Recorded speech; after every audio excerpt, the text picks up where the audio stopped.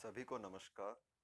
MA उत्तरार्ध की इस ऑनलाइन कक्षा में आप सभी का स्वागत है। इस वीडियो श्रृंखला में हम प्रश्न पत्र द्वितीय के अंतर्गत साकेत नवम सर्ग की व्याख्या पर बात कर रहे थे। अब तक हम 8 भाग पूरे कर चुके हैं और आज हम भाग 9 के अंतर्गत इसी पर आगे बात करेंगे। अब तक हमने पढ़ा कि उर्मिला की विरह वेदना अत्यंत मार्मिक है और इस विरह वेदना में प्रकृति भी सम्मिलित है। प्रकृति की क्रियाओं में भी उर्मिला अपनी विरह वेदना के ही दर्शन करती है। और उसी क्रम में आगे है, कुलिश किसी पर कड़क रहे हैं, अली तोयद तड़क रहे हैं, कुछ कहने के लिए लता के अरुण अधर वे फड़क रहे हैं। मैं कहती हूँ रहे किसी के हृदय वही जो धड़क रहे हैं, अटक अटक कर भटक भटक कर भाव वही जो भड़क रहे हैं। यहाँ उर्मिला वर्षा ऋतु में जब बादल आसमान में मंडराते हैं और उनकी गड़गड़ाहट को सुनकर उर्मिला को ऐसा लगता है कि वे कुलिश के समान किसी पर कड़क रहे हैं। कुलिश अर्थात वज्र के समान किसी पर कड़क रहे हैं। आली तोयद तड़क रहे हैं कि हे सखी, तोयद अर्थात बादल तड़क रहे हैं, टूट रहे हैं और ऐसा लगता है जैसे किसी पर कुलिश कड़क रहे हों। कुछ कहने के लिए लता के अरुण अधर वे फरक फड़क रहे हैं। और कल्पना करते हुए उर्मिला कहती है कि इन बादलों की ध्वनि से ऐसा लगता है कि जैसे किसी लता के अरुण अधर कुछ कहने के लिए फड़क रहे हैं। मैं कहती हूँ रहे किसी के हृदय वही जो धड़क रहे हैं, अटक अटक कर भटक भटक कर भाव वही जो भड़क रहे हैं। और उर्मिला को लगता है कि किसी के हृदय हैं जो धड़क रहे हैं और अटक अटक कर भटक भटक कर ये ऐसे भाव हैं जो भड़क रहे हैं। मैं निज आलिंद में खड़ी थी सखी एक रात, रिमझिम बूंदें पड़ती थी, घटा छाई थी, गमक रहा था केतकी का गंध चारों ओर, झिल्ली झनकार यही मेरे मन भाई थी, करने लगी मैं अनुकरण स्व नुपुरों से, चंचला थी चमकी घनाली गहराई थी, चौंक देखा मैंने चुप कोने में खड़े थे प्रिय, माई लज्जा मुख लज्जा उसी छाती में छिपाई थी। उर्मिला अपने पुराने सुखद समय को याद करती है और कहती है कि मैं निज अलिंद में खड़ी थी सखी एक रात।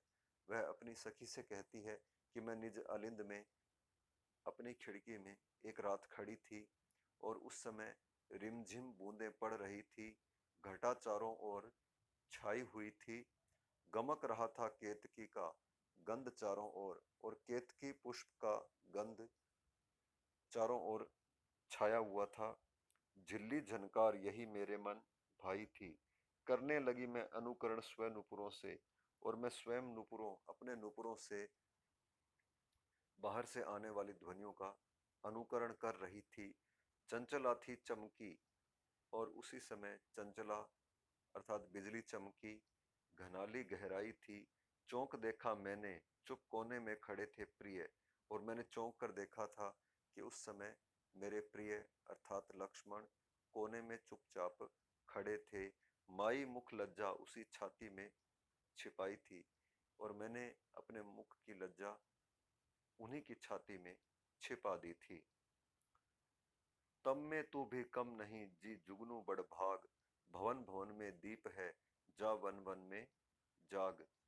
अब जुगनू जो कि अंधकार में चमकते हैं और प्रकाश कर देते हैं, उनको उलाहना देते हुए उर्मिला ने कहा था कि हे जुगनू, तुम भी बड़े भाग्य वाला है और तम में अंधकार में तू भी कम नहीं है। यहाँ अयोध्या में तो भवन भवन में दीप हैं, जा वन वन में जाग। तुम जाओ और जाकर वन में जा प्रकाश करो, यहाँ अयोध्या में तुम्हारे प्रकाश की कोई आवश्यकता नहीं है। हा वह, यहाँ उपयुक्त पंक्तियों में हम देखते हैं कि उर्मिला का की स्मृति, हर्ष, लज्जा आदि संचारी भावों का प्रकटन हुआ है। आगे, हा वह सुहृदयता भी क्रीड़ा में है, कठोरता जड़िता, तड़प तड़प उठती है स्वजनी, घना लिंगिता तड़िता, गाढ़ तिमिर की बाढ़ में डूब रही सब सृष्टि, मानो चक्र में पड़ी चकराती है दृष्टि। उर्मिला कहती है कि कहीं कहीं सहृदयता की क्रीड़ा क्रीड़ा भी अत्यंत कठोरता उत्पन्न करने वाली होती है। तड़प तड़प उठती है स्वजनी, घना लिंगिता तड़िता। घना लिंगिता अर्थात घन से आलिंगित, घन से लगी हुई तड़िता अर्थात बिजली भी कई बार उसके आलिंगन से तड़प तड़प उठती है। गाढ़ तिमिर की बाढ़ में डूब रही सब सृष्टि, और तिमिर उस अंधकार के गाढ़े अंधकार में संपूर्ण सृष्टि मानो डूबती हुई दिखाई देती है, और सारी सृष्टि मानो किसी चक्कर में पड़ती हुई दिखती है। लाई सखी माली ने थी डाली उस वार जब, जम्बू फल जीजी ने लिए थे तुझे याद है, मैंने थे रसाल लिए देवर खड़े थे पास, हंसकर बोल उठे निज निज स्वाद है, मैंने कहा रसिक तुम्हारी रुचि काहे पर, बोले देवी दोनों ओर मेरा रसवाद है, दोनों का प्रसाद भागी हूं मैं, हाय आली आज विधि के प्रमाद से विनोद भी विषाद है। यहाँ उर्मिला अपनी प्राचीन स्मृतियों को याद करती है, और वो कहती है अपनी सखी से कि हे सखी, क्या तुम्हें याद है कि एक बार माली ने डालियां लेकर आई थी, और उनसे जम्बू फल जीजी ने लिए थे। जीजी अर्थात सीता ने जम्बू फल लिए थे, जामुन लिए थे, और मैंने थे रसाल लिए, और मैंने रसाल अर्थात आम लिए थे। देवर खड़े थे पास, देवर शत्रुघ्न उस समय पास खड़े थे, और वे हंसकर बोल उठे थे कि निज निज स्वाद है, अपना अपना स्वाद है। मैंने कहा रसिक तुम्हारी रुचि काहे पर, बोले देवी दोनों ओर मेरा रसवाद है। कि मेरे ऐसा पूछने पर कि हे रसिक तुम्हारी रुचि किस पर है, तो वो बोले कि हे देवी मेरा तो दोनों ओर ही रसवाद है, अर्थात मुझे तो दोनों ही अच्छे लगते हैं। दोनों का प्रसाद भागी हूं मैं, हाय आली आज विधि के प्रमाद से विनोद भी विषाद है। कि मैं तो दोनों के ही प्रसाद का भागी हूँ, दोनों के ही अनुग्रह का भागी हूँ।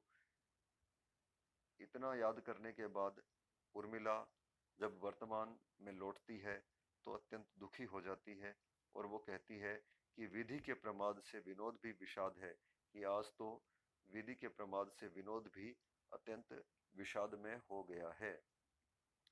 निचोड़ पृथ्वी पर वृष्टि पानी, सुखा विचित्रांबर सृष्टि रानी, तथापि क्या मानस रिक्त मेरा, बना अभी अंचल सिक्त मेरा।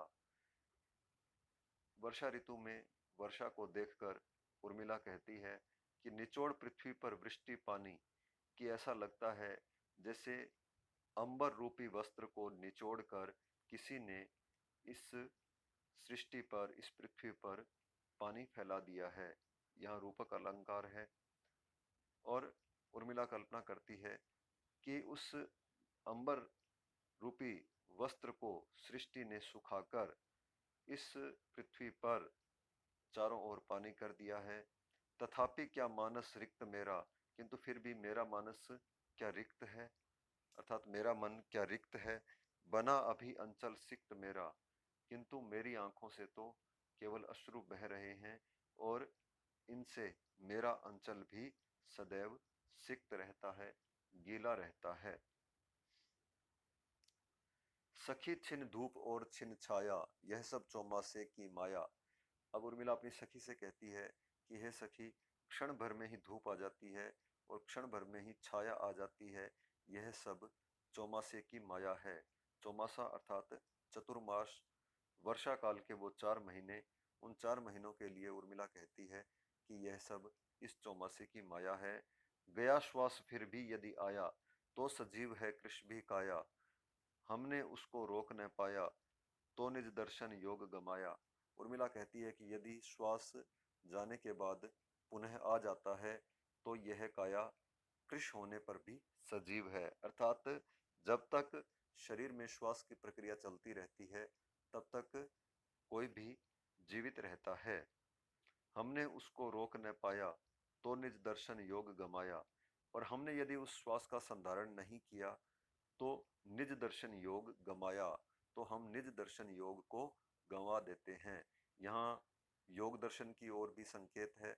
उर्मिला कहती है कि यदि हम अपने श्वास का संधान कर लेते हैं, उसे साध लेते हैं, तो हम योग को प्राप्त कर सकते हैं और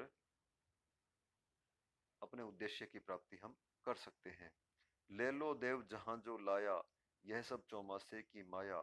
पथ तक जकड़े हैं झाड़ियां डाल घेरा, उपवन वनसाहा हो गया आज मेरा। प्रियतम वनचारी गेह में भी रहेंगे, कह सखी मुझसे वे लौट के क्या कहेंगे। करे परिष्कृत मालिने आली यह उद्यान, करते होंगे गहन में प्रियतम इसका ध्यान। अब उर्मिला जब अपने उपवन को देखती है, तो उसे ध्यान में आता है कि यह उपवन झाड़ियों से घिर गया है और इसमें इसकी सुंदरता नष्ट हो रही है। तो वो कहती है, पथ तक जकड़े हैं झाड़ियां डाल घेरा, कि इस उपवन में झाड़ियां पथ तक आ गई हैं, उन्होंने अपना घेरा डाल लिया है।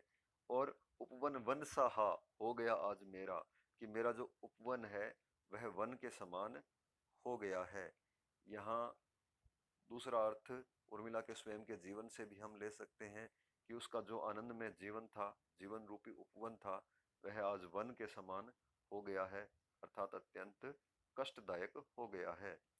प्रियतम वनचारी गेह में भी रहेंगे, कह सखी मुझसे वे लौट के क्या कहेंगे। कि हे सखी, मेरे प्रियतम लक्ष्मण वनचारी हैं, किंतु वे गेह में भी रहेंगे, किंतु कभी न कभी वे लौट कर आएंगे। और जब वे आएंगे, तो वे मुझसे क्या कहेंगे। अर्थात उनके प्रिय उपवन को मैंने संवार कर नहीं रखा, इस बात से रुष्ट होकर वे मुझसे क्या कहेंगे। करे परिष्कृत मालिने आली यह उद्यान, करते होंगे गहन में प्रियतम इसका ध्यान। कि हे सखी, सभी मालिने इस उद्यान को परिष्कृत करें, इसे सुंदर बनाएं, क्योंकि प्रियतम वन में रहते हुए भी इसका ध्यान करते होंगे। आगे उर्मिला कहती है, रह चिरदिन तू हरी भरी, बड़ सुख के बड़ से बड़ सृष्टि सुंदरी। सुध प्रियतम की मिले मुझे, फल जन दीवन दान का तुझे। हंसो हंसो हे शशि फूलो फूल फलो, हंसो हिंडोरे पर बैठ झूलो। यथेष्ट मैं रोदन के लिए हूँ, झड़ी लगा दूं इतना पिए हूँ। प्रकृति तू प्रिय की स्मृति मूर्ति है, जड़ित चेतन की त्रुटि पूर्ति है। रख सजीव मुझे मन की व्यथा, कह सखी कह तू उनकी कथा। अब उर्मिला सृष्टि रूपी सुंदरी के लिए कहती है कि तुम चिरदिन निरंतर हरी भरी रहो, सुध प्रियतम की मिले मुझे, फल जन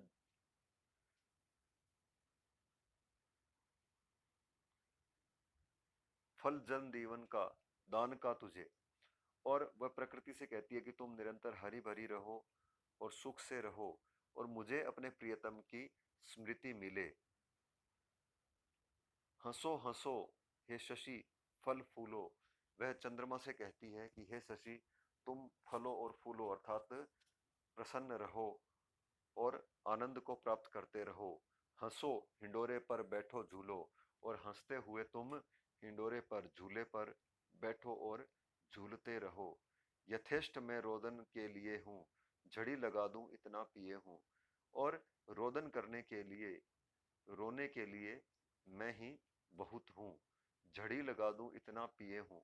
इतना पिए अर्थात मेरे अंदर इतना कष्ट भरा हुआ है इतना दुख भरा हुआ है कि मैं उस दुख से अपने आंसुओं की झड़ी लगा सकती हूँ। अर्थात प्रकृति में और किसी को भी रोने की आवश्यकता नहीं है। सभी प्रसन्न रहें, फले फूलें, रोने के लिए मैं एक ही पर्याप्त हूँ। प्रकृति तू प्रिय की स्मृति मूर्ति है, जड़ित चेतन की त्रुटि पूर्ति है। रख सजीव मुझे मन की व्यथा, कह सखी कह तू उनकी कथा। और इस प्रकृति को देखकर उसे अपने प्रियतम की याद आती है। उसी के लिए वह कहती है कि हे प्रकृति, तुम तो मेरे प्रिय की स्मृति मूर्ति हो, जड़ित चेतन की त्रुटि पूर्ति है। और मेरा जो चेतन, जो जड़ हो रहा है, इस जड़ चेतन को पुनः चेतन बनाने के लिए तुम ही तो उस त्रुटि की पूर्ति करती हो। रख सजीव मुझे मन की व्यथा, कि मेरे मन की जो व्यथा है ये मुझे सजीव रखती है। कह सखी कह तो उनकी कथा, कि हे सखी तुम उनकी कथा कहो, अर्थात लक्ष्मण की कथा मुझे सुनाती रहो। यह कथा ही मेरे जीवन का आधार है, जो मुझे सजीव रखती है और मुझे अपने प्रिय से जोड़े हुए रखती है। शेष हम अगले व्याख्यान में करेंगे। धन्यवाद।